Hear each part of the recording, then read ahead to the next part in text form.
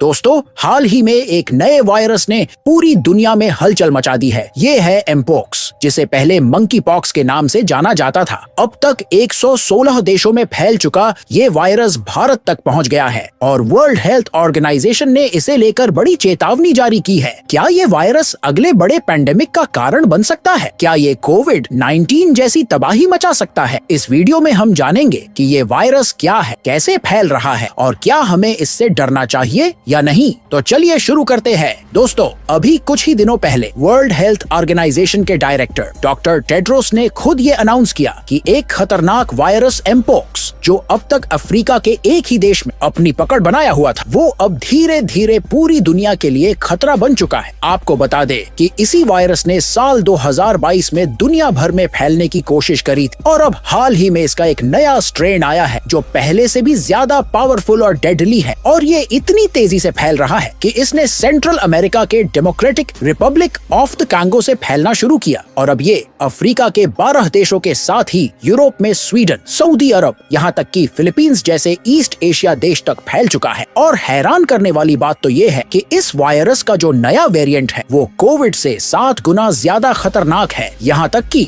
अभी हाल ही में मोदी जी के principal secretary PK. Mishra ji ने एक अर्जेंट मीटिंग बुलाई थी, जिसके तहत उन्होंने दिल्ली, जहाँ से सबसे ज्यादा इंटरनेशनल ट्रैवलर्स भारत में आते जाते हैं, वहाँ 3 सबसे मेजर हॉस्पिटल, राम मनोहर लोहिया सफदरजंग अस्पताल और लेडी हार्दिगे हॉस्पिटल में लोगों को क्वारंटाइन करने के लिए बिल्कुल रेडी रहने की चेतावनी दे डाली। इतना ही नहीं, उन्होंने बाकी के राज्यों से भी ये अपील करी है कि वह जरा भी लापरवाही न बरते और इस नई महामारी के लिए पहले से ही तैयार रहे। दोस्तों, सिंपल सी बात बताए तो कोई भी वायरस 2 से 3 सालों तक इंसानी शरीर में पहले इंक्यूबेट होता है और फिर यह वायरस अपने आप में ही म्यूटेशन क्रिएट कर रहा होता है ताकि इन म्यूटेशन से ये एक ऐसा स्ट्रक्चर बना पाए जो भारी तादाद में कई सारे इंसानों के इम्यून सिस्टम को टैकल कर पाए और सभी को एक ही झटके में अपना शिकार बना ले। और इसी इंक्यूबेशन पीरियड के दौरान किसी दिन अचानक से वायरस का ऐसा जानलेवा वेरिएंट पैदा हो जाता है जो बहुत तेजी से लोगों के बीच फैलने लग जाता है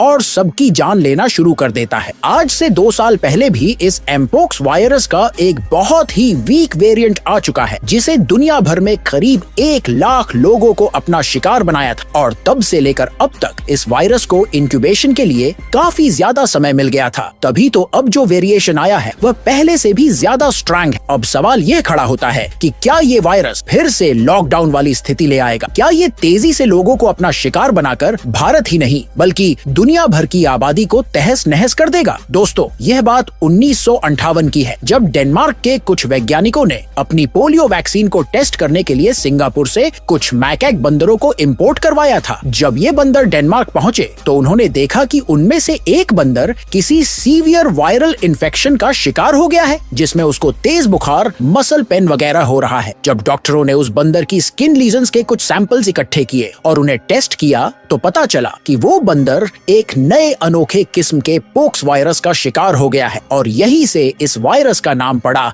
एमपोक्स वायरस, जिसे मंकी पोक्स वायरस भी कहते हैं। लेकिन सवाल ये खड़ा होता है कि बंदरों से यह इंसानों में कैसे आया और ऐसा क्या हुआ कि अचानक से 7 दशक बाद इसने इतना खतरनाक रूप ले लिया? तो दोस्तों, इस वायरस का सबसे पहले इंसानी शिकार डेमोक्रेटिक रिपब्लिक ऑफ कॉन्गो में रहने वाला एक 9 साल का बच्चा था, जिसका पूरा कबीला एमपोक्स से इन्फेक्टेड बंदरों से कांटेक्ट में था। देखा जाए तो उस लड़के का और उसके कबीले के लोगों का शरीर उस वायरस के लिए एक इंक्यूबेशन एक्सपेरिमेंट लैबोरेटरी जैसा बन गया, जिसमें ये वायरस ह्यूमंस को इन्फेक्ट करने के हिसाब से म्यूटेट होने लगे और उन्हीं में से एक म्यूटेशन इतना परफेक्ट बना कि उसने इंसान के शरीर में अपनी पहुंच बना ली और फिर उसकी वजह से इस बच्चे की जान चली गई। लेकिन अभी तो सिर्फ शुरुआत, क्योंकि इस इंसिडेंट के बाद यह वायरस 2 मेजर ग्रुप या क्लाडे में इवॉल्व हो गया। पहला क्लाडे 770 डिग्री सेल्सियस है, कोंगो बासिन क्लाडे, जो सिर्फ डेमोक्रेटिक रिपब्लिक ऑफ कॉन्गो में ही कंसंट्रेटेड था। और फिर जो दूसरा ग्रुप था उसे वेस्ट अफ्रीकन क्लाडे कहते हैं, जो वेस्ट अफ्रीकन देशों में फैलने लगा था। अब यहाँ पर जो पहला ग्रुप है उसके सिम्टम्स कुछ ज्यादा ही खतरनाक है, इसीलिए वह बॉर्डर्स क्रॉस करते वक्त आसानी से पकड़ा जाता है और उससे पीड़ित लोग दूर दूर तक माइग्रेट करने के भी काबिल नहीं रहते हैं। वही जो दूसरा ग्रुप है उसके सिम्टम्स काफी माइल्ड होते हैं, इसीलिए उस इन्फेक्टेड लोग आसानी आसानी से बॉर्डर वगैरह क्रॉस करके दूसरे देशों में निकल लेते, और जो दूसरा ग्रुप है लगातार उसके इधर उधर एक्सपोज होने की वजह से जो हमारा ह्यूमन इम्यून सिस्टम है वह उससे लड़ना सीख चुका है। लेकिन जो पहला क्लाडे है वो आज भी डेमोक्रेटिक रिपब्लिक ऑफ कॉन्गो को छोड़ बाकी देशों के लिए खतरा बना हुआ है, क्योंकि हमारा इम्यून सिस्टम अभी तक उससे लड़ने में सक्षम नहीं है। तभी तो आप देखेंगे कि जो पहला क्लाडे है उससे मरने वाले लोगों का परसेंटेज 10%, यानी कि अगर 100 लोग इससे इन्फेक्टेड है तो 10 लोगों की जान जा सकती है, जबकि दूसरे ग्रुप में 100 में से केवल 1 इंसान की ही मौत होगी। अब आप सोच लीजिए कि वो कितना ज्यादा खतरनाक है। हालांकि इस म्यूटेशन के पीछे कॉन्गो का मेडिकल इंफ्रास्ट्रक्चर भी बहुत बड़ा रोल प्ले करता है, और दिक्कत ये है कि इस वक्त 2024 में जो वेरिएंट फैल रहा है ना, वो इसी पहले क्लाडे का वेरिएंट है, जो अपने देश से बाहर निकलकर अब धीरे धीरे पूरे अफ्रीका में, यूरोप, मिडिल ईस्ट और एशिया में भी अपने पैर पसार रहा है। अब सवाल आता है कि क्या भारत सुरक्षित है? क्या हमें डरने की जरूरत है?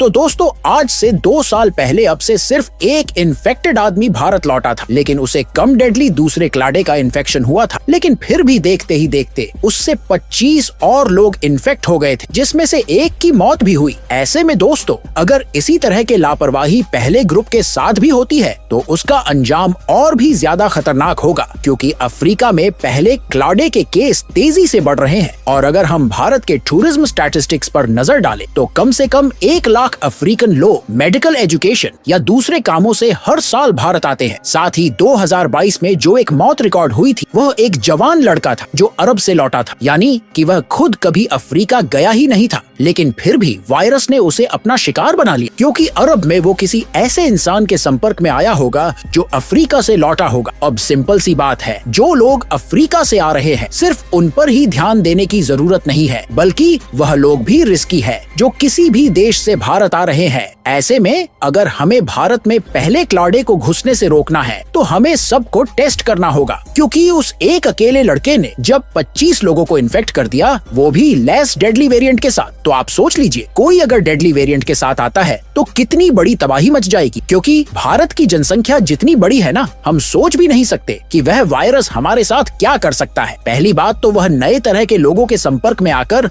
और भी म्यूटेशन करेगा और खुद को खतरनाक बनाता चला जाएगा। और अगर भारत में कोई महामारी फैली तो उसकी वजह से पूरी दुनिया में ये महामारी फैल जाएगी, क्योंकि वैसे भी वायरस को फैलने के लिए ज्यादा कुछ नहीं लगता है। अगर किसी इन्फेक्टेड इंसान या जानवर के स्किन पर लीजन्स है और उस इंसान या जानवर ने किसी चीज को छू लिया तो आपको ज्यादा कुछ नहीं, बस जिस चीज को उन्होंने छुआ है उसे छूने की देर है, फिर ये वायरस आपको भी अपनी जकड़ में ले लेगा। और कहा तो ये भी जा रहा है कि यह वायरस कपड़े, कांच और टेबल जैसी चीजों पर 15 दिनों तक आराम से जिंदा रह सकते हैं। दोस्तों, उम्मीद है आपको इस खतरनाक वायरस से जुड़ी सारी जानकारी मिल गई होगी, और आपका इस वीडियो पर क्या कहना है हमें कमेंट में जरूर बताएं, और वीडियो को लाइक करके शेयर जरूर कर दें, और चैनल पर नए हो तो चैनल सब्सक्राइब करना ना भूलें। धन्यवाद।